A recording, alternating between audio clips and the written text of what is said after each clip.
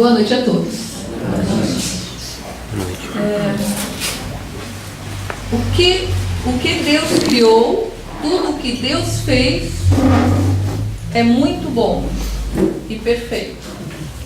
Tudo desde o início sempre foi bom. Então, a partir dessa premissa de que tudo já é bom desde o começo, é que nós vamos então continuar a nossa fala da noite de hoje. Nós vivemos, às vezes, na maior parte do nosso tempo, fora desse mundo bom de Deus. E quando a gente faz a oração Pai Nosso que estás nos céus, a gente fica perdido onde que seja esse céu. O céu da oração do Pai Nosso, ele não é num lugar distante, ou que a gente vai poder estar depois de desencarnado, ou num lugar que fica acima de nós, ou abaixo de nós. O céu do Pai Nosso, que está no céu, é uma dimensão da bondade, do amor, de que tudo já é bom.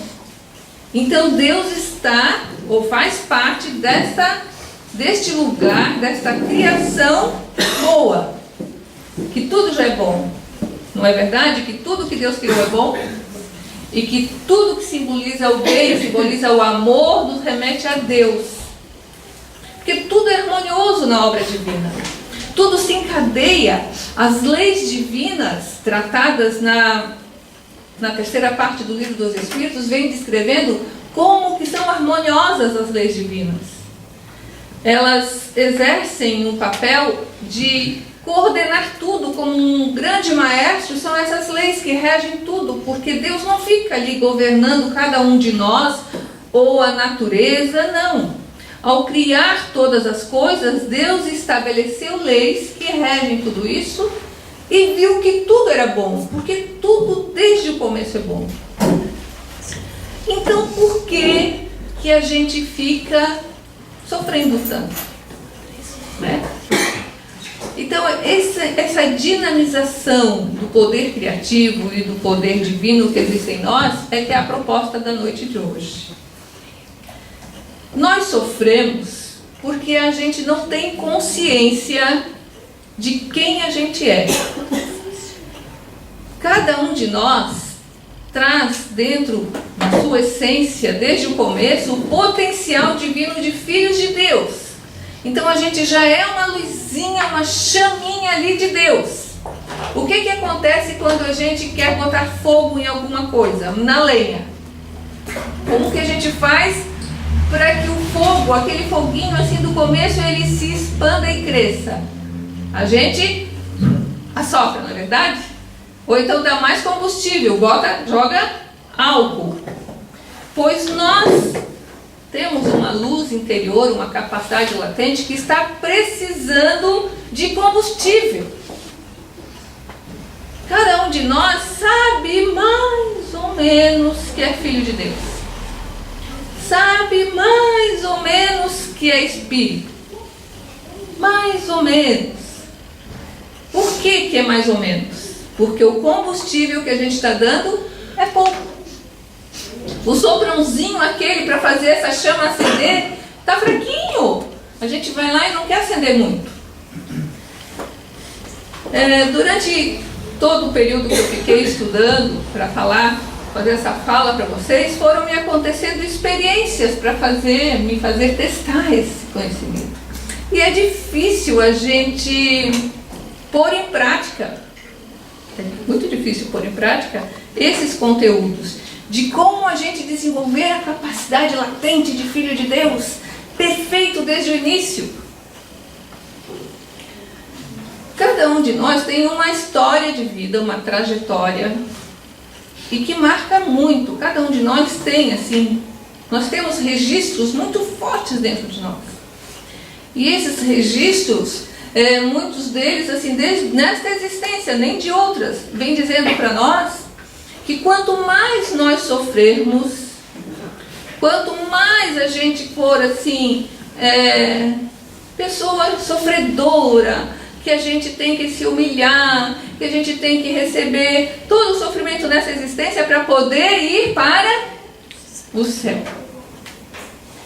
Isso foi uma fala que Jesus fez um dia com outro significado, porque Jesus disse: bem-aventurado os aflitos. E por muitas existências, porque até hoje, numa conversa com uma grande amiga minha, ela disse o seguinte: cada um de nós enxerga ou escuta as coisas de acordo com o momento, não é verdade? Se nós assistirmos o mesmo filme, para uns vai dar uma impressão, para outros vão ter outra impressão. Pois essa linguagem de Jesus, bem-aventurados os aflitos, numa época em que a religião tinha uma grande ascendência, ficou traduzido assim. E nós vivenciamos muito forte isso, de que bem-aventurado quem está sofrendo, e sofrimento, então, no sentido de pegar tudo quanto é dor, tudo quanto é desgraça e trazer para dentro de casa. E a gente acaba fazendo isso no automático mesmo. Não se permite ser feliz. O que Jesus queria dizer com isso? Bem-aventurados os aflitos.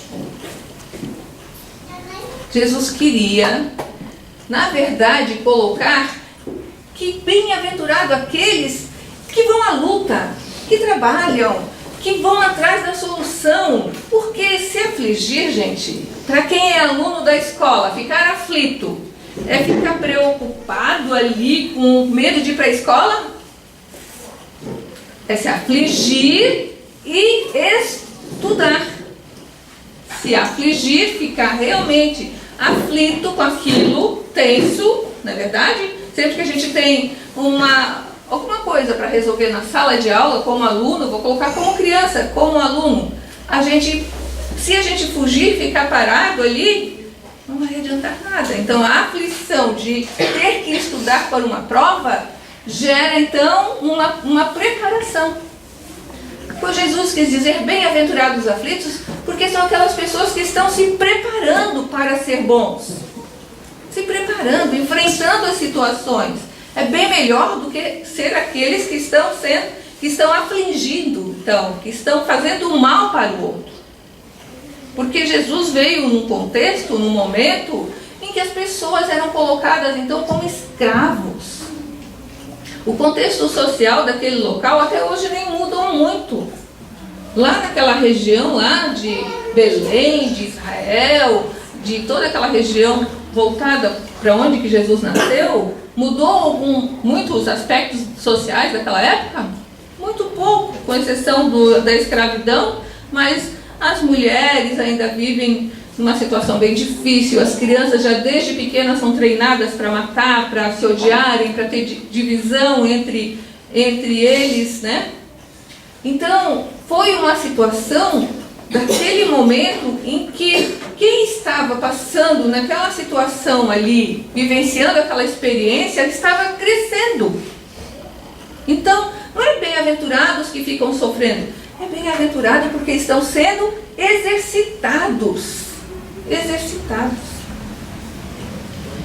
Quando nós assimilamos isso como verdade, que bem-aventurado é o sofrimento, a gente aceita tudo e se afasta do paraíso, do reino de Deus. Como que a gente faz para ser feliz? Ou seja, para voltar-se para Deus. Porque muita coisa da história religiosa é alegórica, principalmente da criação bíblica. Quando foi que Deus expulsou Adão e Eva do paraíso? Quando eles comeram da árvore da sabedoria. A árvore da sabedoria, que simbolizava aquela maçã, é da árvore da nossa razão, da inteligência. Quando a gente começa assim a querer entender tudo sobre a nossa razão, tem coisas que nós não compreendemos, então nós vamos aceitando as coisas que são nos mostradas. Desde o começo, o tempo todo, Deus não afastou Adão e Eva. mas pelo conhecimento de que na razão das coisas eles não estavam então ali para serem aceitos, porque eles contrariaram uma coisa, eles se afastaram do paraíso. Mas Deus não expulsou, eles se afastaram. Porque quando a gente contraria uma lei divina, quando a gente faz alguma coisa contra a harmonia das leis estabelecidas por Deus, imediatamente nós nos afastamos desse paraíso. Não é Deus que pega e afasta. Nós. E quando a gente então transige uma lei, vejam bem, quando você determina alguma coisa na sua casa e o seu filho transige aquilo, ele faz lá uma coisa que você não quer. Como que ele fica? Ele faz muitas vezes na sua frente, ele faz escondido e ele fica com medo. Ele contrariou uma disposição, uma lei, pois foi a reação simbólica do que foi feito na época alegórica da Bíblia, em que Adão e Eva se afastaram. Ou seja, a gente sabe exatamente quando a gente está fazendo alguma coisa de errado.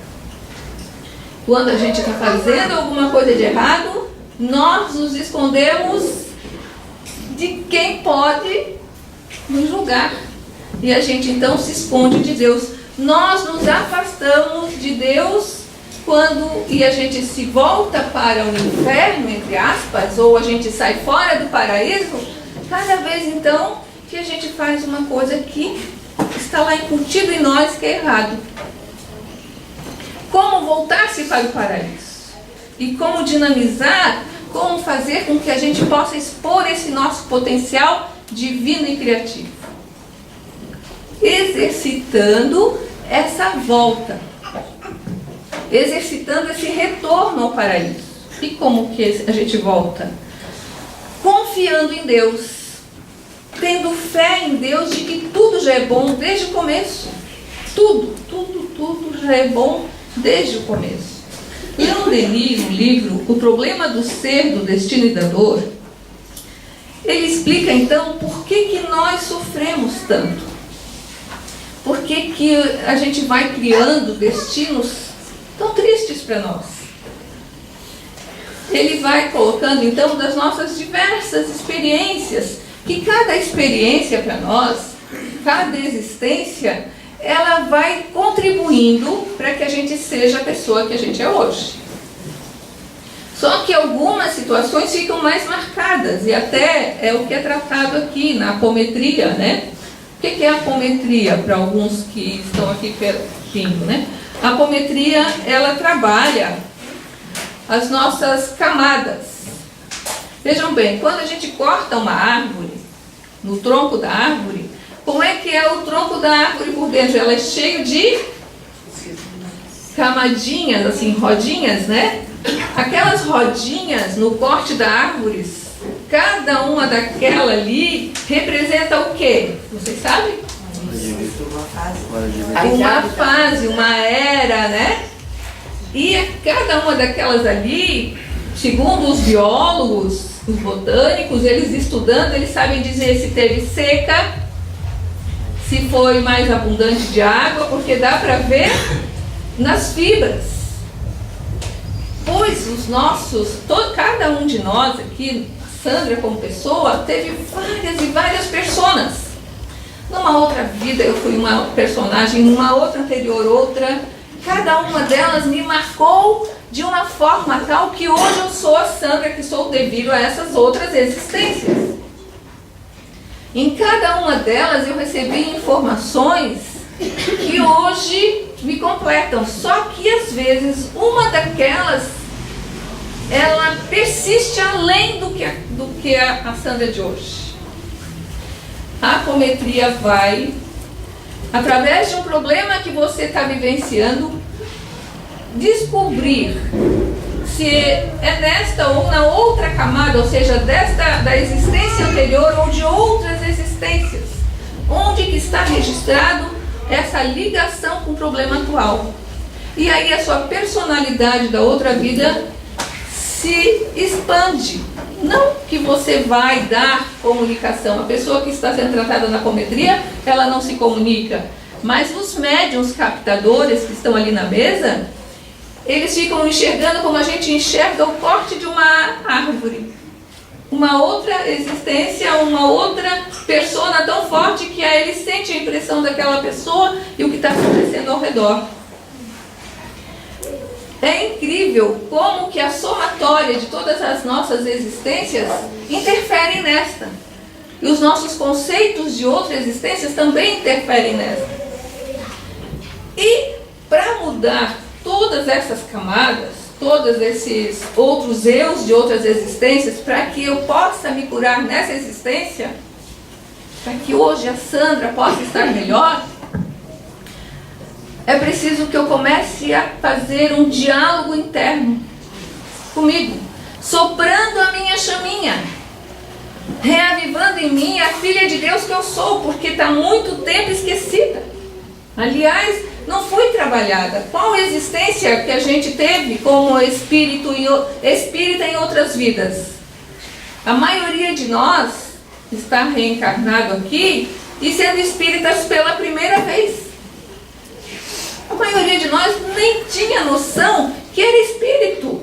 Desencarnou, foi para o outro lado, ficou lá do outro lado e nem sabia que era espírito.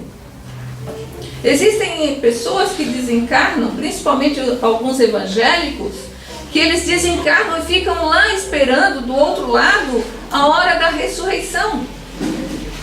E que precisam muitas vezes ser levados à mesa, a trabalhos mediúnicos, para descobrir que desencarnaram. E evangélicos nem vão aos trabalhos mediúnicos.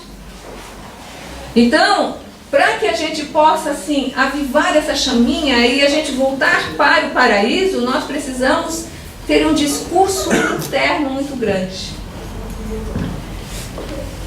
Deixa eu pegar uma parte aqui, que Leon Denis fala sobre isso.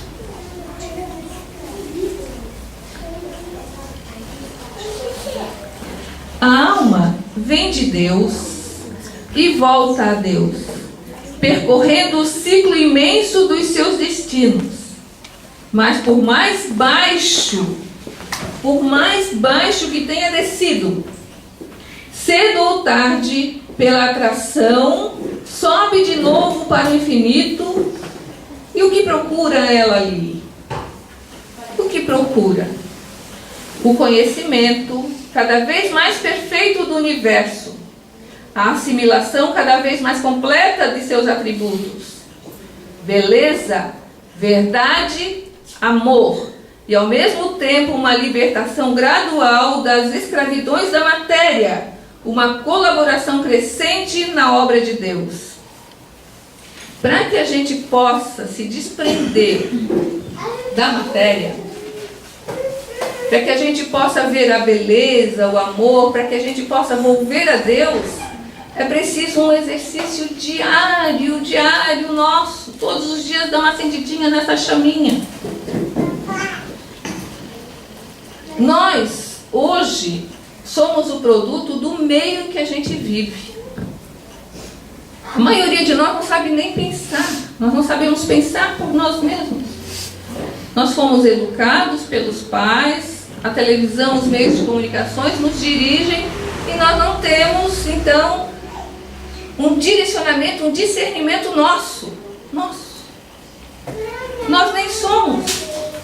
Então, nessa busca de ser, nessa busca de tomar direção da nossa vida, é que a doutrina espírita, então, vem fazendo esse discurso de que a gente tem que se conhecer. O autoconhecimento, a busca de se conhecer. Nós somos filhos de Deus, somos irmãos de Jesus, em essência, desde o começo já somos perfeitos. E por que ficamos então na terra atrelados ao sofrimento, atrelados à dor? Teve um senhor que ele gostava muito de pássaros, de passarinho, de galinha. E aí, como ele era uma pessoa simples e ele gostava de criar, como a gente gosta de criar os passarinhos, alguns, ele foi na mata e chegou lá e encontrou um passarinho pequenininho. pequenininho, e levou para casa e começou a criar junto com as galinhas, dando milho para as galinhas. E ele junto ali. Então, esse passarinho foi crescendo e se criou comendo com as galinhas.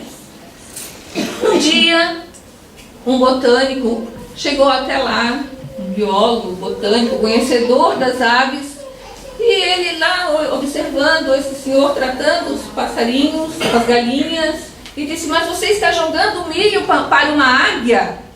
Não, mas ela se acostumou, ela come como as galinhas. Mas você não pode fazer isso com uma águia. Uma águia foi feita para voar, para alçar voos. Deixe-me tentar fazer com que ela voe. Então o botânico pegou a águia, soprou no ouvido dela e disse: voe, voe, você é uma águia. E pegou a águia e jogou para cima. E ela estava com as asas, ela não tinha sido cortada as asinhas nela. E a águia soltou um grunhido e voltou para o chão e ficou com as galinhas ali. Viu? Eu não disse para você? Agora ela é uma galinha, disse o Senhor. Não, mas eu não aceito que uma águia que foi nascida para voar se contente em ficar assim. Ele pegou a águia, levou até em cima da casa, foi lá no alto da casa, no telhado, e falou de novo: voe, você foi feita para voar. E soltou, empurrou a águia para que ela voasse. A águia foi e logo em seguida voltou lá para perto das galinhas e ficou lá com as galinhas. E o Senhor disse: viu? Ela é uma galinha, agora ela está junto com as galinhas, ela se comporta como uma galinha. Então, ela já está acostumada com isso.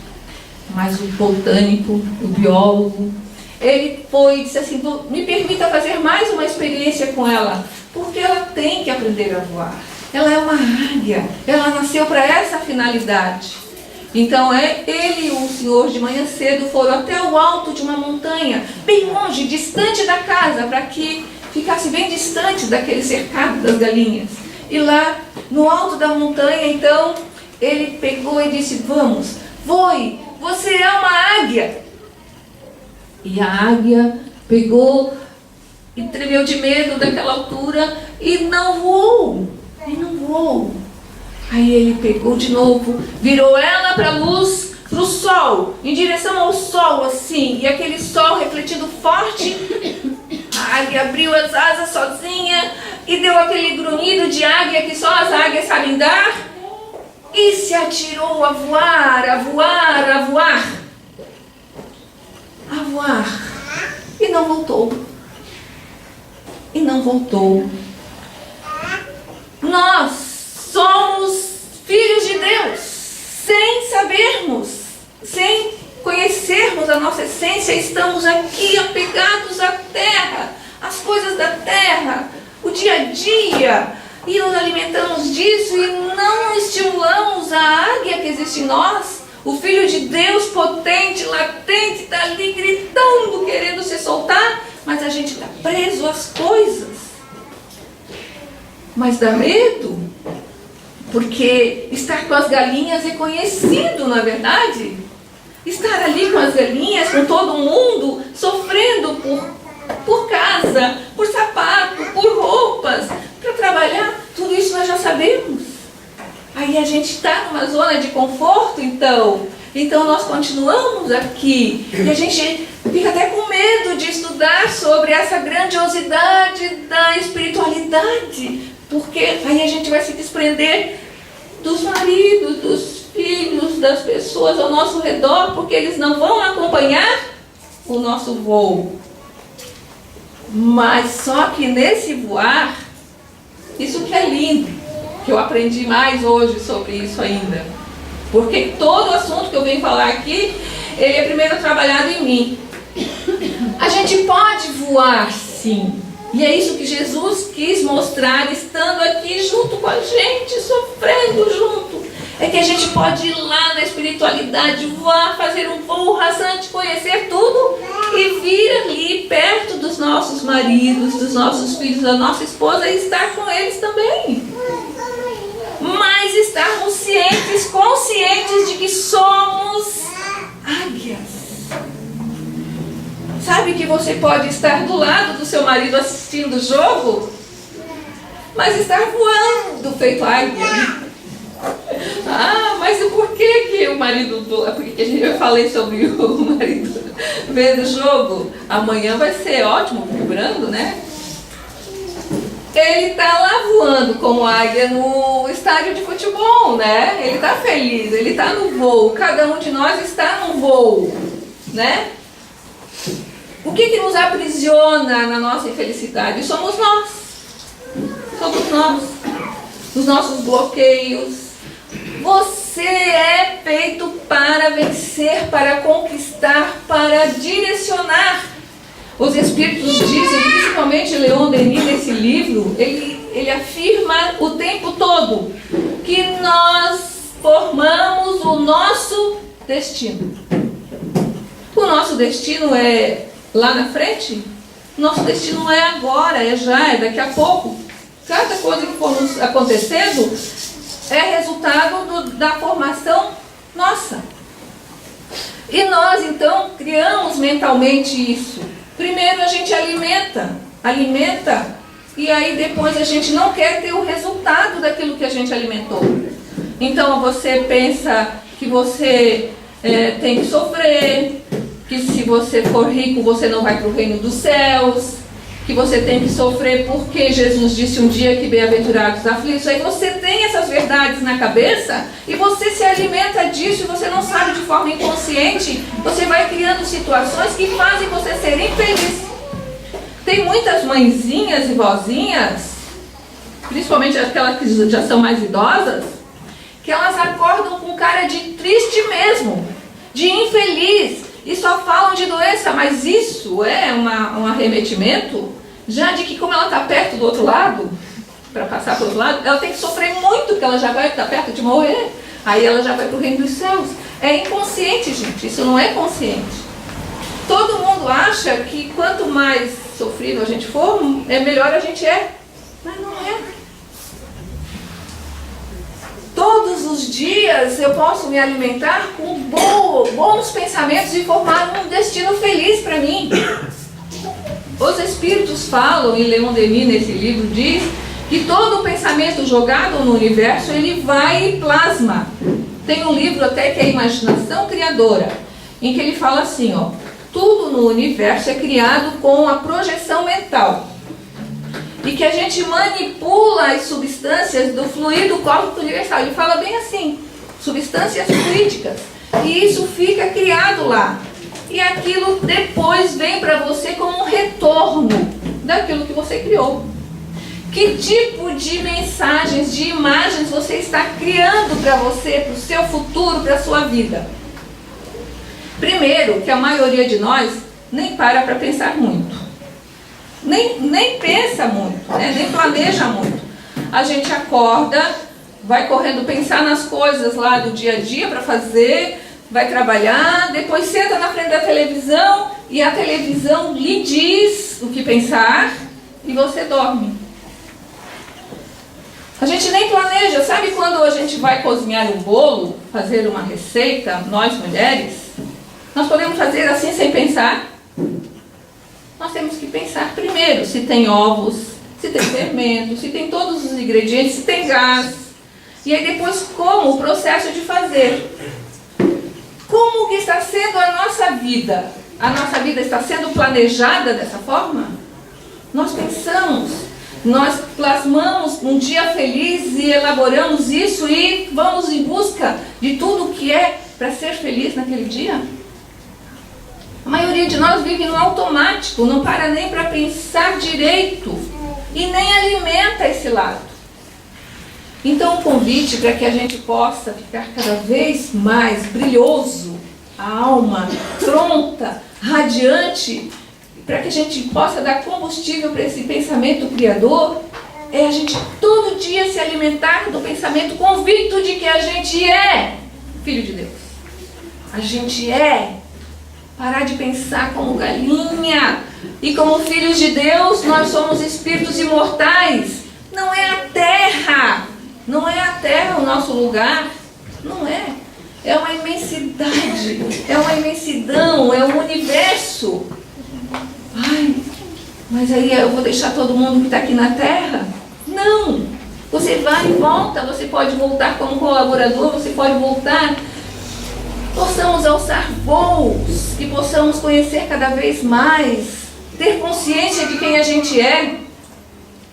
Começou a ser veiculado nos meios de comunicação da internet uma mensagem que veio sobre o período da Copa. E o período da Copa, o que fala ali, é que no Brasil vão acontecer situações difíceis. Quando que no Brasil não teve situação difícil? Sempre tem, né? Mas como todo mundo já está preocupado, quando tem muita crítica sobre isso, todo mundo já fica ao redor só esperando que vai acontecer uma coisa terrível. Isso não deve ser feito. Nós que somos espíritas, que sabemos que tudo que nós criamos, pensamos, nós vamos lá e registramos. Nós não podemos. O espírita tem que ter consciência de que é ele que plasma. Gente, nós estamos habitando o país numa condição que nós plasmamos. Todo mundo sentado na frente da televisão, escutando as notícias, só vendo coisa ruim, coisa ruim, coisa ruim, todo mundo pensando que só tem coisa ruim. Como é que vai dar coisa boa? Ainda que acontece pouca desgraça. Se nós plasmamos, criamos o mundo que vivemos, eu acho que até que no Brasil até que não está tão ruim, porque deve ter muita gente rezando para a coisa não acontecer. Então, para que a gente possa ter um destino melhor, uma coletividade melhor, nós temos que mudar a nossa forma de pensar. Num trabalho mediúnico, quando a gente está ali num trabalho mediúnico, principalmente de desobsessão, para quem não sabe, no trabalho de desobsessão tem o doutrinador, aquela pessoa que não incorpora nenhum espírito, ele fica consciente, observando e muito atento e ligado com o alto, com muita fé, para ser intuído. Os médiuns que vão incorporar, quer dizer, o espírito obsessor vai vir num médium para falar sobre as coisas que ele está sentindo. E geralmente tem um ou dois de sustentação do trabalho, são aquelas pessoas então que eles não incorporam, mas eles têm uma doação tão grande de sustentação que eles ficam dando sustentação ao trabalho, um equilíbrio. Quando um espírito obsessor desse está se comunicando, vocês acham que a pessoa que é sustentador do trabalho, ele tem que vibrar por quem? Pelo obsessor? Sim. Se ele vibrar pelo obsessor, o que vai acontecer pelo obsessor? Com o obsessor? Ele vai ficar mais forte. Ele não pode vibrar pelo obsessor. Ele vai vibrar pelo médium que está incorporando? Não, porque o médium naquele momento está de instrumento, ele está ali. Ele tem que vibrar muito para o doutrinador, para que o doutrinador seja sensível, para que o doutrinador entre e ame tanto aquele espírito, que o espírito possa sentir o amor e se transformar naquele amor, para que o doutrinador saiba dizer as palavras, para que o doutrinador entre na história e conheça. Então nós temos que dar força para o doutrinador. Pois nessa situação, dessa comunicação que veio, que vai dar problema, que tem problema no Brasil, nós temos que vibrar muito por quem?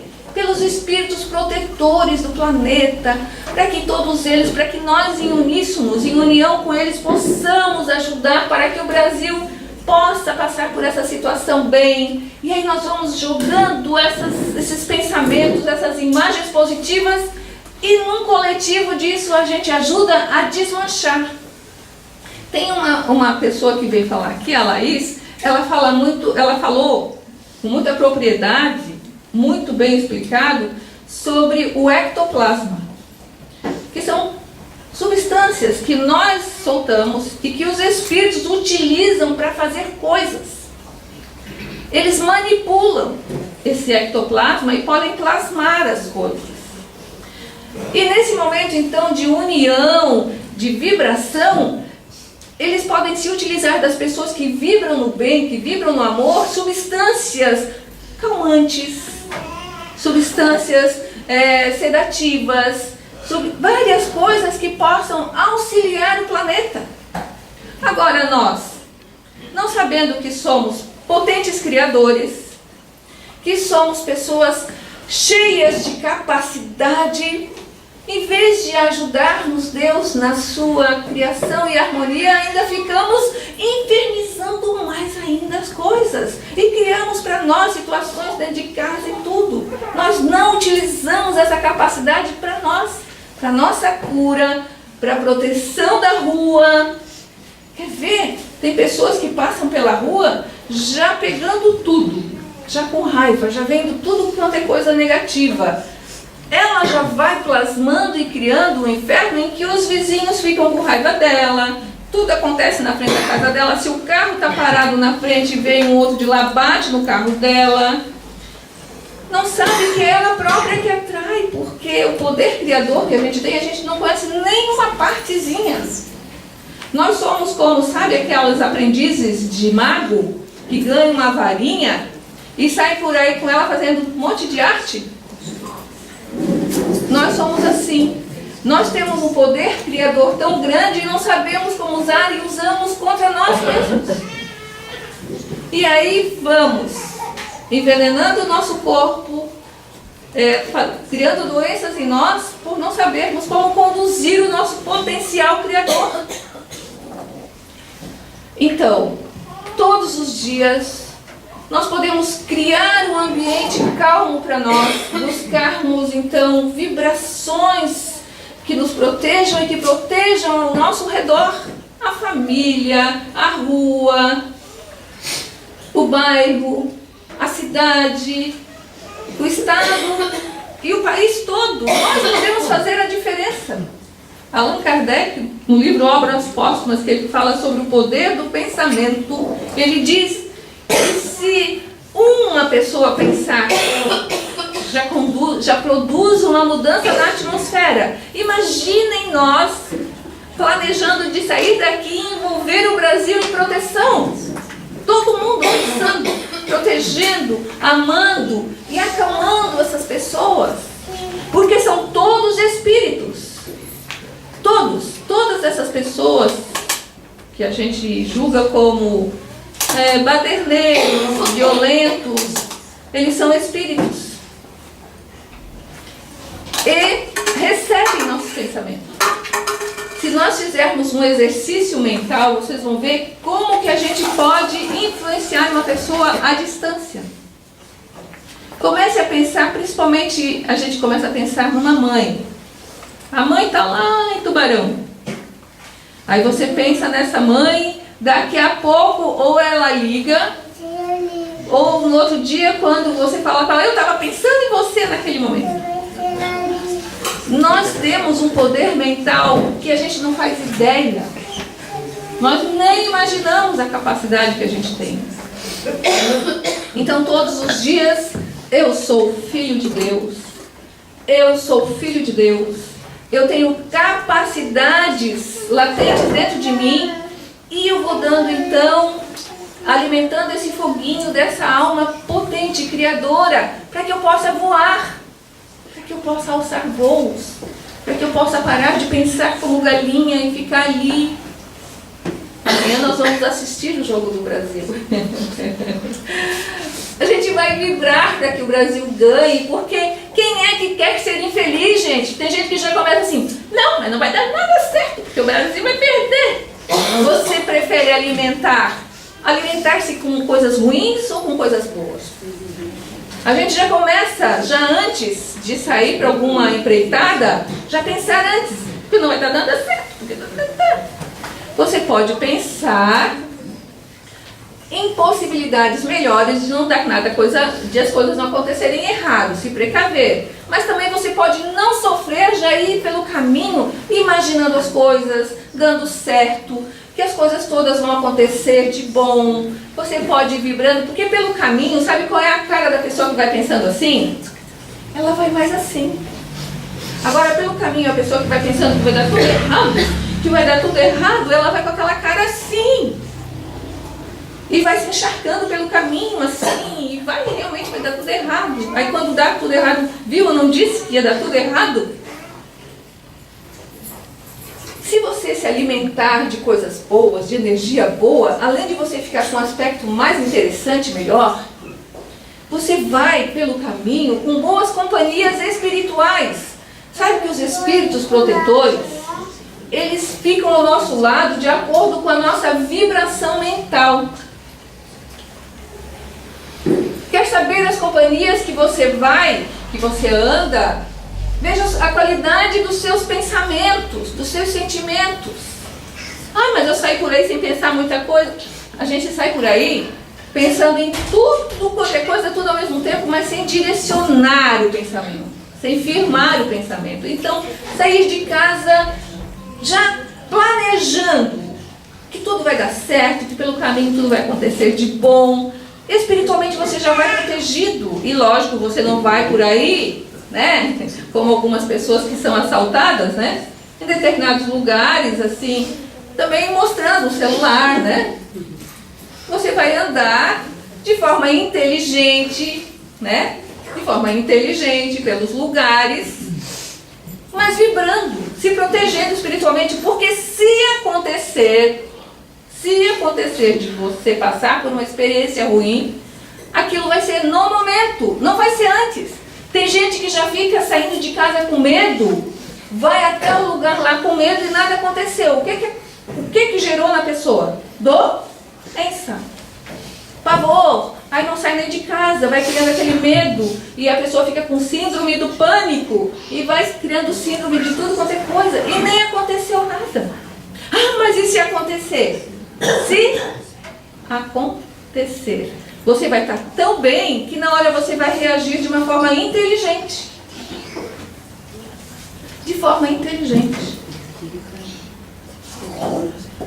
Que a gente possa se vacinar, se fortalecer para todos os embates negativos da vida da gente. Porque não é a minha mãe que vai me fortalecer. Não vai ser ela. Eu não posso fortalecer a minha filha. Olha, desde que ela nasceu, engatinhando comigo, eu levando para a casa espírita evangelizadora, sempre num grupo bom, um grupo amigo, mas ela não vai, o tempo dela, a maturação dela e o despertar dela é dela. Então, quem vai fazer a gente despertar não é a tia Tânia, não vai ser eu, a Sandra, não, cada um com o seu alimento espiritual. Que cada um possa descobrir como alimentar essa chama.